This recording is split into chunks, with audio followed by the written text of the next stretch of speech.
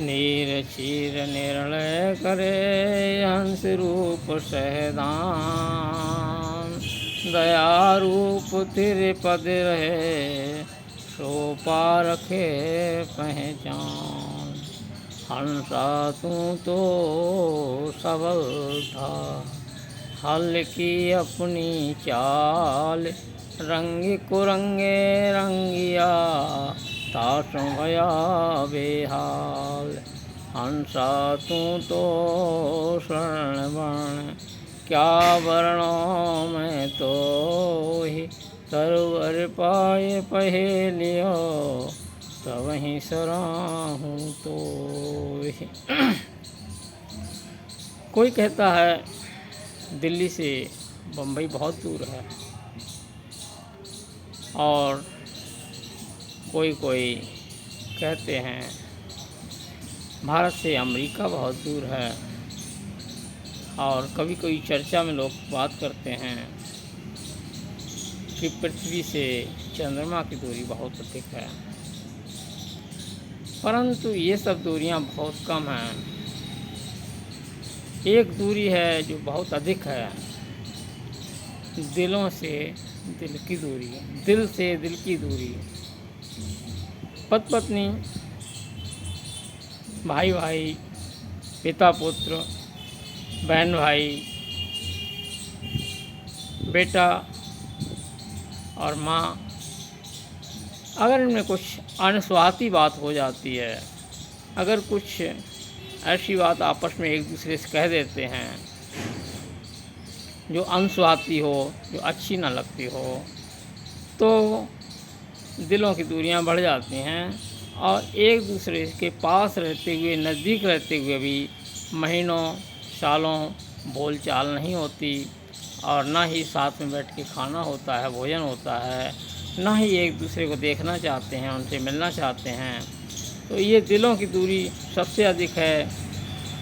अन्य दूरियां तो तय की जा सकती हैं, यान के द्वारा, जहाज़ के द्वारा, हवाई जहाज़ के द्वारा, पानी वाले जहाज़ के द्वारा, या रॉकेट के द्वारा, जो भी है अंतरिक्ष में जाया जा सकता है, सब कुछ हो सकता है। चंद्रमा पहुंचा जा सकता है, बम्बई जाया जा सकता है, और सारी दूरियां तय हो सकती हैं। लेकिन जो दिलों की दूरियां हैं, बिल्कुल पास बैठे हैं, एक दूसरे के सटा के कुर्सी बैठे हैं, लेकिन दिल इतने दूर हैं। पिता से पुत्र बात नहीं करता, क्यों? कभी अनस्वाती बात कह दी थी और उसे पुत्र लिए बैठा है, या पिता से कह दी थी तो पिता लिए बैठा है। बहन भाई में भी ऐसा ही हो जाता है कि अगर बहन ने कुछ भाभी को या बच्चों को कह दिया, अनसुहाता व्यवहार कर दिया जो पसंद ना हो, तो बोलचाल बंद हो जाती है और एक दूसरे से बहुत दूरियां हो जाती हैं। पास पास बैठे होने पर भी दिल नहीं मिलते। इसी तरह से माता और पुत्र के बीच में, माता और पुत्री के बीच में भी अनस्वाती बात होने पर दूरियां बढ़ जाती हैं। पास में बैठे हुए भी, बिल्कुल नज़दीक रहते हुए भी, एक घर में रहते हुए ही, एक कमरे में रहते हुए भी, ये समझो करोड़ों अरबों कोस की दूरियां हैं। एक साथ के बैठ के भोजन नहीं करते। कितने ही परिवार हमने देखे हैं, यदि पिता घर में आता है तो बेटा बाहर निकल जाता है, और जब तक पिता घर में रहता है बेटा बाहर रहता है, और पिता जब बाहर जाता है तो बेटा घर में आता है। ना उनकी आपस में बोलचाल होती है। खेत में अगर पिता काम कर रहा और बेटा भी कर रहा, तो एक इस कोने पे कर रहा, एक उस कोने पर रहा, एक दूसरे से कोई बोलचाल नहीं है और किसी तरह की चर्चा नहीं है। भाई भाई का तो बहुत ही इस समय, आज के समय में बहुत ही जो हिसाब गड़बड़ हो गया है। भाई आपस में सबसे अगर ज़्यादा बैर है तो भाइयों में है। भाई एक दूसरे की जान के दुश्मन भी बने हुए हैं। कितने भाई खेती के लालच में, पैसे के लालच में अपने भाई की ही जान के दुश्मन बन जाते हैं। और अधिकांशतः भाइयों में बोलचाल, बर्ताव, व्यवहार बहुत कम मिलता है। आज हमें राम की परिवार से, रामायण से हमें शिक्षा लेनी चाहिए, जहाँ एक भाई दूसरे के लिए राज को गेंद बना देता है और कोई उस राज को करने को तैयार नहीं होता है। पुत्र भाई को राज मिले इसलिए राज को छोड़ के वनवास स्वीकार करता है, और दूसरा पुत्र उस सिंहासन पर न बैठ के उनकी चरण पादुका रख के और नंदीग्राम में रह के ये वनवासी का जीवन व्यतीत करता है। ये कितना भाई का प्रेम, भाइयों का आपस का प्रेम कितना सराहनीय है, हमें शिक्षा लेना चाहिए। और माताओं का भी प्रेम वहाँ सराहनीय है।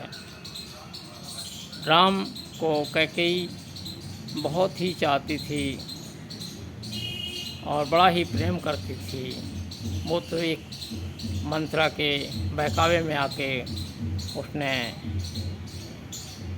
राम को कुछ कह दिया और वो उसे माता की आज्ञा मान के वहाँ वनवास चले गए। भाइयों में भी बहुत प्रेम था वहाँ, और पिता पुत्र में भी था, और सास बहू में भी बहुत प्रेम था। तो यहाँ हम अक्सर घरों में देखते हैं सास बहू में नहीं बनती।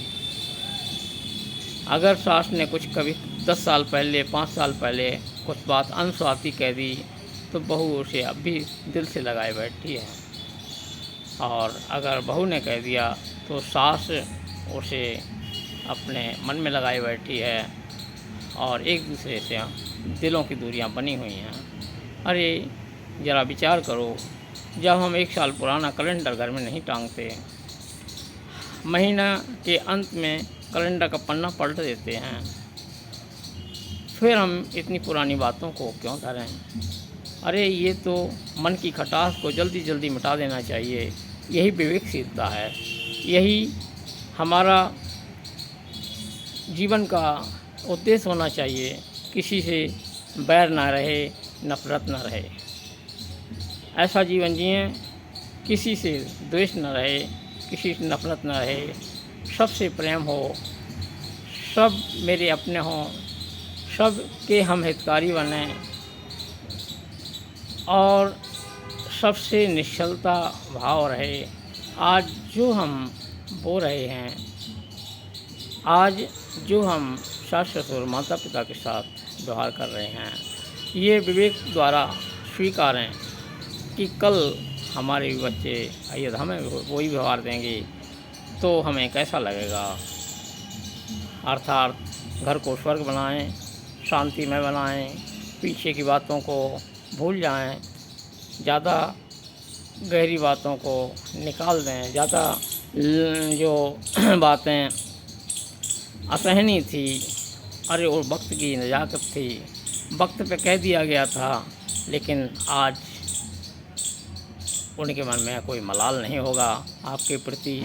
इसलिए उन बातों को निकाल के एक नया व्यवहार करें, एक प्रेमपूर्ण व्यवहार करें, और अपनी तरफ से सचेत सावधान रहें, गलती ना होने पाए। जीवन जीने का सबसे अच्छा यही तरीका है। औरों की गलती हो तो हम माफ़ कर दें, और अगर अपनी गलती है तो उसे सुधारें, अपनी भूल को स्वीकार करें और क्षमा मांग लें। यदि हमने ये जीवन का उद्देश्य बना लिया, ये जीवन का ढर्रा बना लिया, तो समझो हमारा जीवन, हमारा घर परिवार सब स्वर्ग में बन जाएगा, और बच्चे हमसे नसीहत लेंगे, पड़ोसी हमसे नसीहत लेंगे, और लोगों में एक हमारा परिवार मिसाल बन जाएगा, और हम उनके लिए एक प्रेरणा स्रोत बन जाएंगे। इसी के साथ साहेब बंदगी, साहेब बंदगी, साहेब बंदगी।